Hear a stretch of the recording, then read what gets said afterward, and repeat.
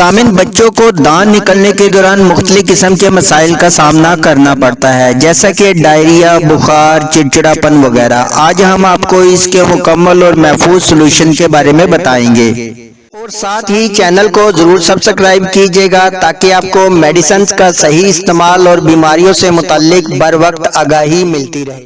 سامعین، عام طور پر بچے 6 ماہ کی عمر سے دانت نکالنا شروع کر دیتے ہیں، لیکن کچھ بچوں میں دانت نکالنے کا مرحلہ 8 ماہ یا پھر 1 سال کے بعد بھی ہو سکتا ہے۔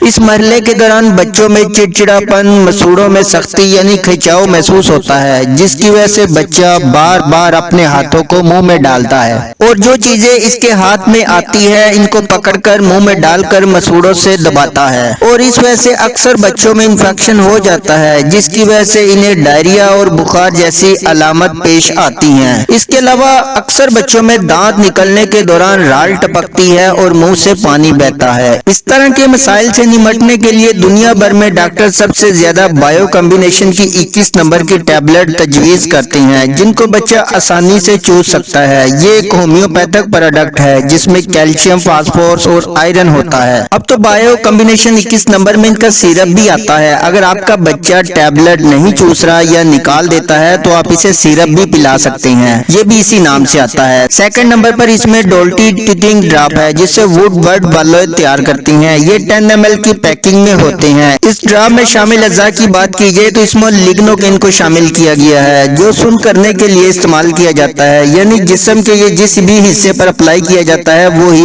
ایریا سن ہو جاتا ہے، جس کی وجہ سے پین کا احساس نہیں ہوتا۔ سیکنڈ اجزاء میتھائل سیلیسیلیٹ، تھرڈ اجزاء فینائل کاربینول، مینتھول۔ یہ تینوں اجزاء درد اور سوجن کو کم کرنے کے لیے استعمال کیے جاتے ہیں۔ اس طرح ان ٹیبلٹ اور ڈراپ کے استعمال سے آپ کے بچے کے دانت نکالنے کا مرحلہ انتہائی آسان ہو جائے گا۔ اس طرح سے مسوڑوں میں درد اور چڑچڑاپن، ڈائریا اور بخار جیسے مرحلہ بھی کم ہو جائے گا۔ یوں بچہ کمزور بھی نہیں ہوگا۔ اگر ان میڈیسن کے طریقہ استعمال کی بات کی جائے تو یہ جو بایو کمبینیشن 21 کی ٹیبلٹ یا اگر آپ سیرپ استعمال کرتے ہیں تو سیرپ کا 1 چمچ صبح، دوپہر، شام۔ اسی طرح اگر ٹیبلٹ لیتے ہیں تو 2 سے 3 ٹیبلٹ آپ دن میں 3 دفعہ بچے کے منہ میں ڈال دیں، اور اس کے 30 منٹ کے بعد اس ڈراپ کے 2 قطرے کاٹن پر ڈال کر یا پھر اپنی فنگر پر، لیکن فنگر کو پہلے واش کر لینا ہے، پھر اس فنگر کی مدد سے مسوڑوں پر ہلکا سا مساج کر کے چھوڑ دیں۔ اور یاد رکھیں یہ ڈراپ اور یہ ٹیبلٹ آپ نے ایک ساتھ استعمال نہیں کرنے،